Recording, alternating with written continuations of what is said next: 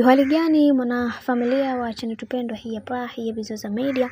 Kama ndo mara yako kwanza, basi nikusihi usisahau kusubscribe, kulike, kushare pamoja na kucomment. Bwana Juma Lokole amuanika Diamond Platnumz kutokana na zile picha ambazo zinazosambaa sasa hivi mitandaoni, na kitu ambacho alichoweza kukisema bwana mkubwa Juma Lokole ni kuhusiana na kile ambacho kinachoendelea sasa hivi, na wengi wao walitamani kuweza kuelewa ni namna gani haya yote ambayo yanayotokea kwenye familia hii, na wengi wao waliweza kufunguka na kusema kwamba yatupaswa kuweza kuwa makini na kuhakikisha kila kitu kinakuwa katika misingi iliyo imara, kwa sababu kuna mambo mengi ambayo yanayotokea kwa kipindi hiki, hivyo la sivyo tutajikuta sisi sote tunaingia katika matatizo ambayo tusiyoweza kuyategemea. Hivyo ni vyema tukasimama imara kuweza kuhakikisha kila kitu kinakuwa katika misingi na mikakati iliyo bora, kwa sababu watu wengi hawaamini katika yale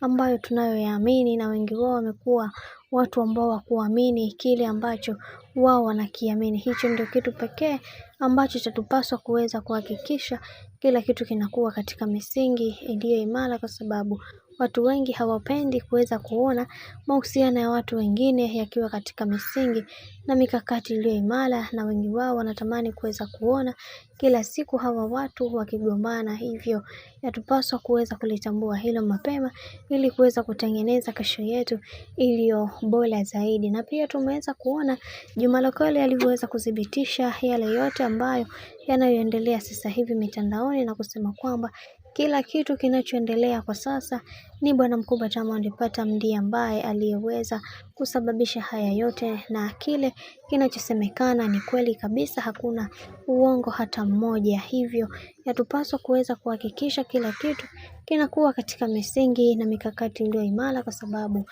Juma Lokole mpaka ameweza kudhibitisha hichi kitu, ndo uelewe kwamba hichi kitu kiko serious kwa namna gani. Na wengi wao waliweza kuumizwa na hiki, na kisha akasema kwamba kwa hichi ambacho kinachoendelea, basi tutapambana kuweza kuhakikisha kila kitu kinakuwa katika misingi na mikakati ile imara, kwa sababu watu wengi tunatamani kuweza kuona kila siku mambo yakiwa katika mikakati na misingi iliyo imara zaidi, ili kuweza kufikia malengo ambayo tuliyoweza kujiwekea katika maisha, kwa sababu watu wengi hawaamini kwenye kile ambacho wanachokiamini, na wengi wao wamekuwa wakijutia katika maamuzi ambayo wanaoyafanya. Ila sisi tutapambana kuweza kuhakikisha kila kitu kinakuwa katika misingi na mikakati ile imara, ili kuweza kufikia malengo ambayo tuliyoweza kujiwekea katika maisha. Na wengi wao waliweza kupongeza hili, na kisha akasema kwamba yatupaswa kuweza kuhakikisha kila kitu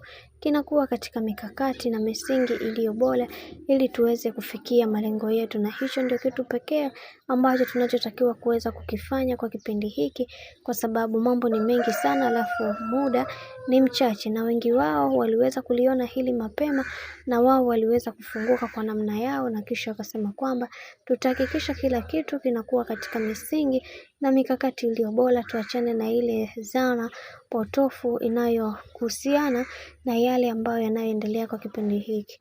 Hivyo yatupaswa kuweza kunyanyua na kutambua ni kitu gani ambacho tunachotakiwa kuweza kukifanya. Bwana, mambo ni mengi sana kuhusiana na sakata hili.